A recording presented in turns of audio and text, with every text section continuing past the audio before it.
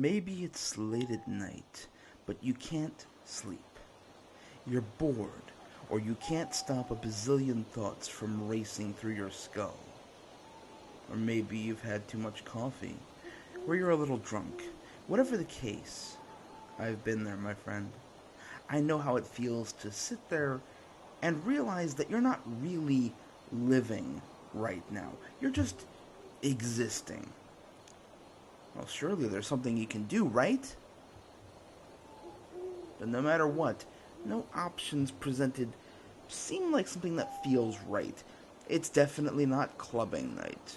Watching TV or playing video games seem like mind-numbing options, and you've likely been surfing the net all night and realized how little satisfaction you're getting from it. Well, good news, because I have a solution. This option might require you to put on pants and walk somewhere, but it's worth it. I guarantee it.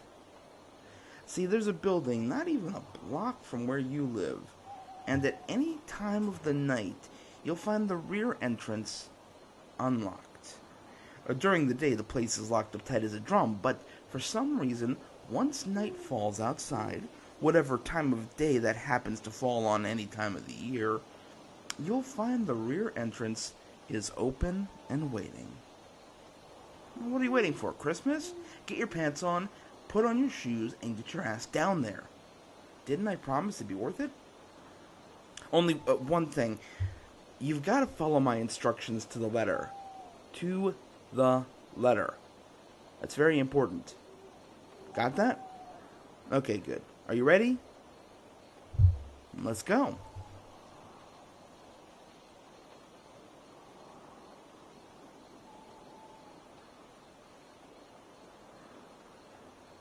The building is just up ahead. See it?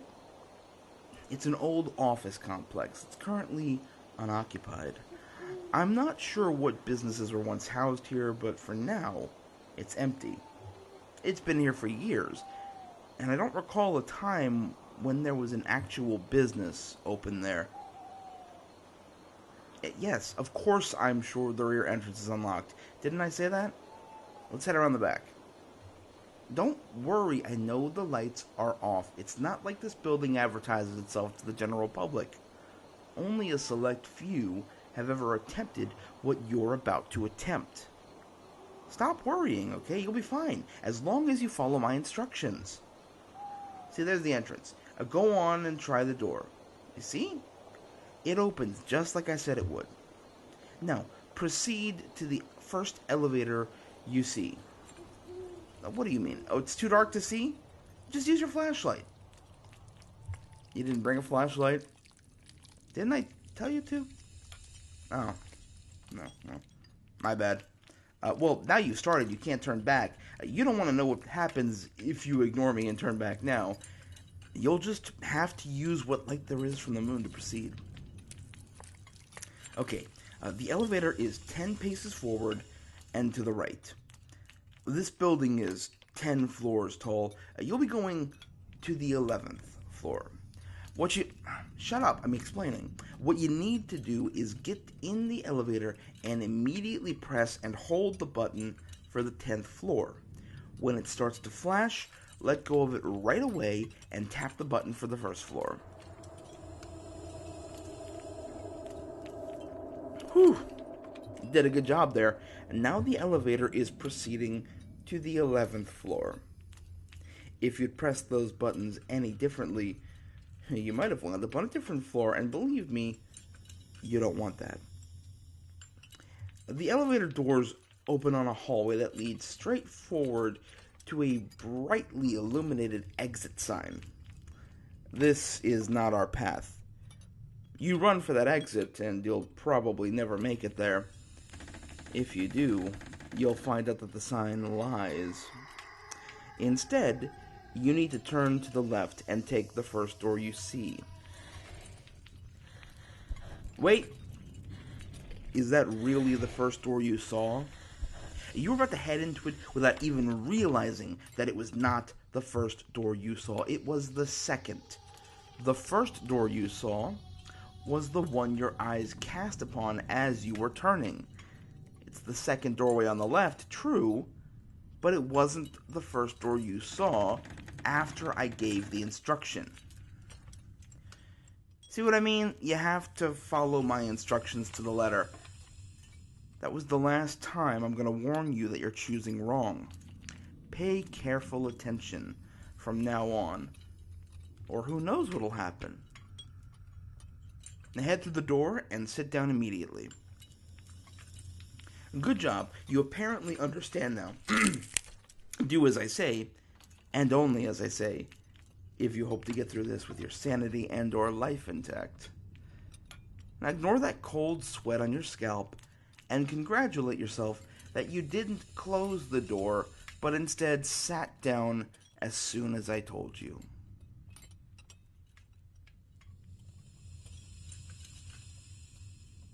The room before you is black. Blacker than anything you've ever seen. You cannot see your hand in front of your face. You need to sit there, perfectly still, not moving a muscle, until I say so. Count your heartbeats. When you get to 20, stand up. 1, 2. Remember to count heartbeats, not seconds. There. You got to 20, and you are standing.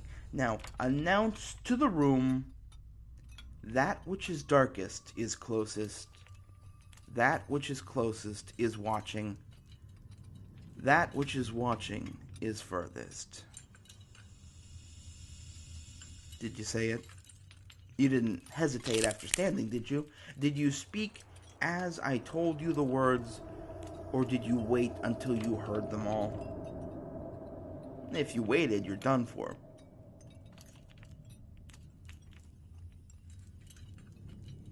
Okay, it looks like they're satisfied. That's good news for you. You may proceed. Take one step forward and then immediately turn right. Walk forward until you come to a door. Open it, close it immediately, and stand with your back to the room. This room will be as dark as the first one. Stop breathing. Hold your breath, and no matter how much it hurts, do not let it out. What is in this room follows the sound of breath, and if it hears any, well, I won't tell you what it will do, or you will release that breath and bolt for it. Keep holding your breath and count another 20 heartbeats. Now, the breath must really be straining your lungs. I understand that. Stay facing the door, but walk backwards until your back presses against the far wall. Keep that breath held. Walk slowly. Oh, I bet you just can't stand it anymore, can you? You simply must release the breath. I can't stop you. All I can do is remind you that you are not alone in this room. And breathing would be so much worse than simply keeping your breath held. And there's the far wall. Without looking, feel for a door handle. Open it, step through, and close it. Now, release that breath. Feels good, doesn't it? You're about a quarter of the way through, and you're still alive, and still yourself. You're doing quite well so far.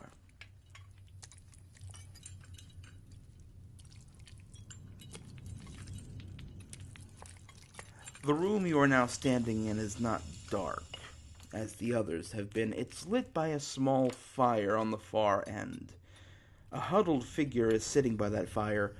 Don't turn around, at least don't do so until you stand straight and announce in a clear voice, "Might I share your fire for a moment?" Now wait. Count your heartbeats again. If you get to 10 and have heard nothing, hold your breath again and run back through the door you came in through without looking back. There. Was that a soft grunt? Well, did it come from the figure? Be careful. Think hard about it. If you decide that it was indeed a soft grunt of assent, turn and go to the fire and huddle before it like the figure is. While walking, you'll likely notice that there are 5 doors in this room, including the one you came through. Huddle on the opposite side of the fire as the figure, but make sure you huddle yourself in the same position. And never look directly at it. You won't like what you see. Now, you may ask it any question you want to. Here's the catch. If it's the wrong question, you will be stuck huddled in this position while it can get up and leave. Most people ask which door to take. Good. You're asking which door to take. And if you listen, he will tell you that it's the right-hand door closest to the one you came in. Oh, don't get up yet. Consider the fact that this figure is not your friend. It doesn't know you, and it probably doesn't like you very much.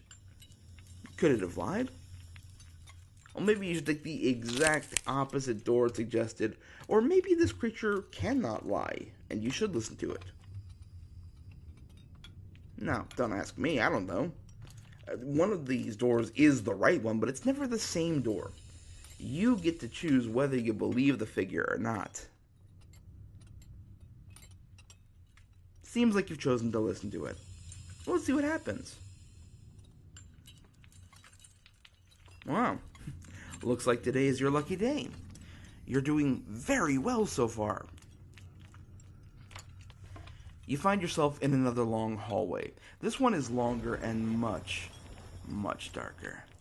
There are 2 doors at the end. If you walk straight to those doors, you'll be forced to choose one, and neither is marked. You can feel that presence, can't you? The one that's right behind you. You can feel its breath on your neck. You can sense how close it is. The hairs on your neck prick up.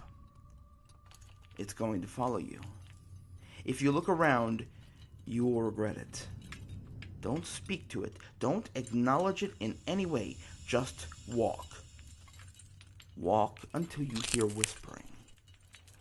If I were you, I would pay attention to that whispering. Not so much what's being said, as which door it's coming from. You're hearing it now, aren't you? Yes, just right up there to the right. You stopped as soon as you heard it. You're still listening. You're doing so well. Yes, it's still there. And yes, you still need to ignore it. Turn to the door you hear it coming from and walk straight toward it. Place your hand on the knob. Now, here's where things get complicated. On the other side of that door is whatever you're picturing in your head when you turn the knob. So it's important, vital, that you do not think of the thing you fear the most. You know that thing that sometimes keeps you awake at night? Because you're certain that if you close your eyes, it will come for you. That creeping feeling you get when you think someone's watching you. That idea or thought that your deepest nightmares try to hide from you. I'm warning you, if you're thinking about it, stop.